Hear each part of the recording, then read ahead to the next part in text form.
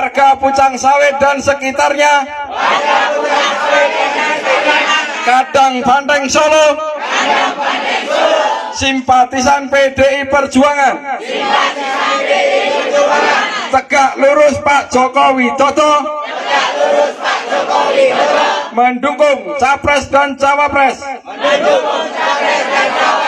Prabowo Gibran tahun 2024-2029.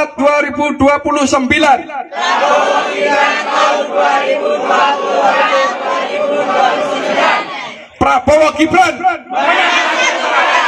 Prabowo Gibran.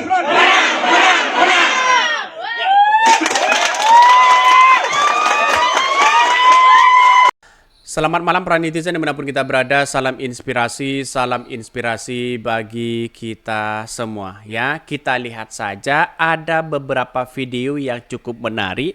Katanya ini deklarasi Prabowo di kandang banteng. Wow, kandang banteng ambruk dong katanya begitu. Jadi artinya apa?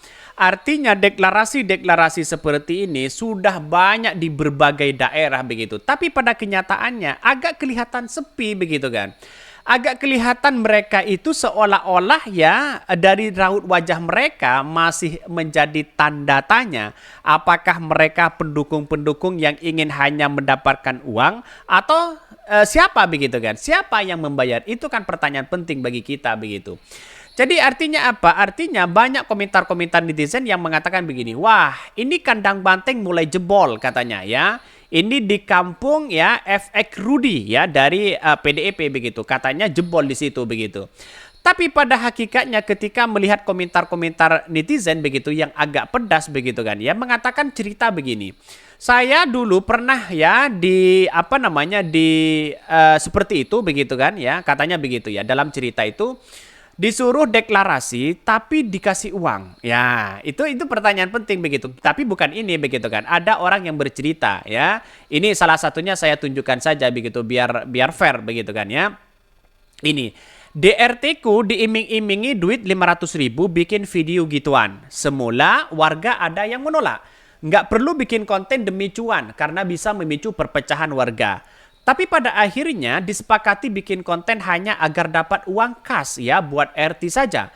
Tapi pilihan tetap masing-masing dan kebetulan mayoritas pilih nomor 1. Nah, itu kan sudah jelas di situ begitu. Kalau ya 300.000 kali 50 orang berarti kan 15 juta. Kan masih kecil di situ begitu kan. Ya, membuat dengan hal-hal seperti itu. Seperti itu. Kenapa saya katakan masih kecil? Karena begini ya, asumsinya begini.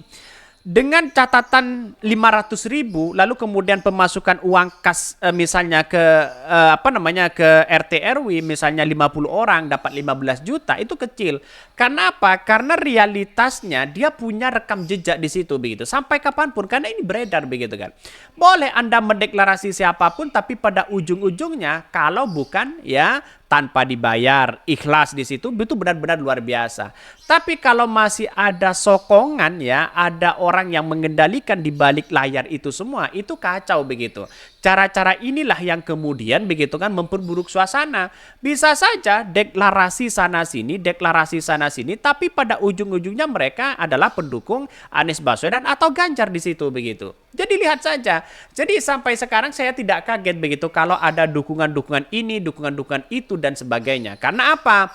Karena kenyataan dari suasana seperti ini begitu kan bisa saja ya hanya sebuah fasilitas misalnya dikasih uang dan sebagainya begitu, apalagi deklarasi seperti ini. Saya kira saya nggak tahu dengan hal ini, tapi pada kenyataannya dengan curhatan-curhatan orang-orang di situ bisa saja begitu kan ya dapat uang dan sebagainya begitu. Jadi artinya apa? Artinya selama ini agak kacau ya negara-negara kita begitu kan. Kalau hal-hal seperti itu terus ya, apalagi ditambah ya survei begitu kan ya. Bahkan solid ya, sepi. Buset, puluhan ribu itu masa.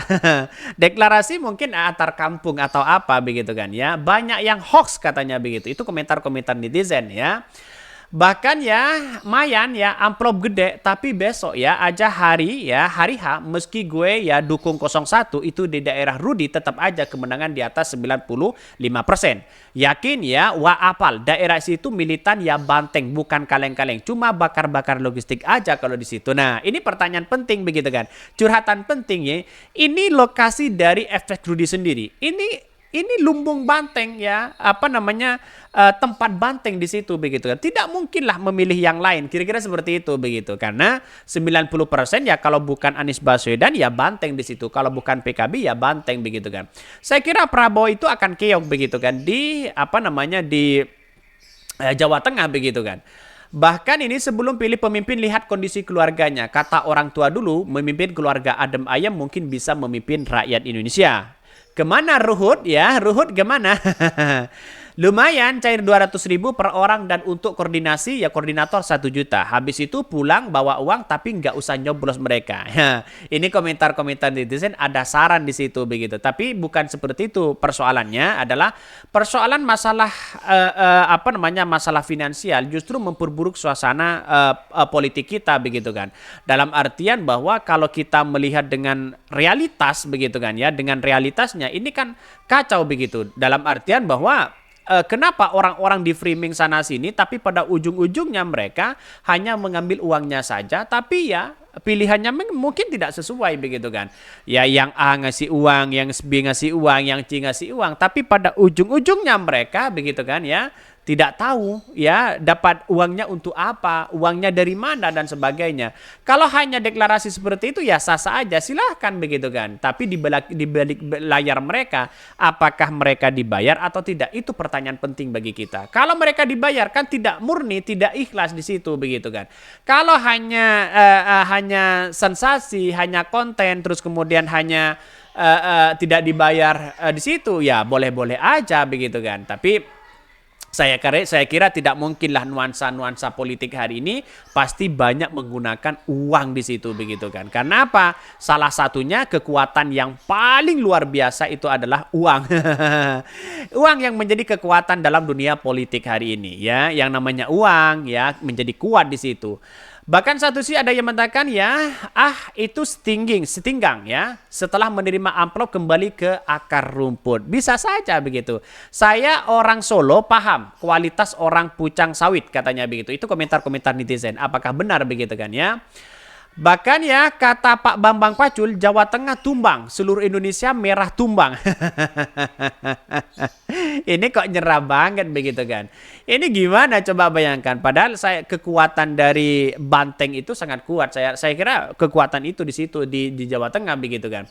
Tapi kalau ada Gibran tiba-tiba lalu kemudian ingin menang di Solo, di Jawa Tengah, saya kira jauh mereka. Karena Gibran itu didukung dan diusung oleh partai PDIP begitu. Dan pada akhirnya PDIP sekarang kan berseberangan dengan Jokowi begitu kan. Masih banyak warga-warga di sana punya peran penting. Karena Pak Ganjar itu punya peran penting di sana sehingga masyarakat itu masih melihat di situ. Karena Gibran itu hanya 2 tahun kalau nggak salah menjadi wali kota Solo. Jadi kalau sudah jadi 2 tahun hanya pengalaman seperti itu, masyarakat kan masih ragu begitu kan ya, menentukan arahan pilihan dan sebagainya. Kalau bukan ya PKB, ya PDIP, lihat saja partainya di situ begitu kan. PKB, PDIP, dua aja begitu. Kalau Gerindra agak jauh di Jawa Tengah begitu kan.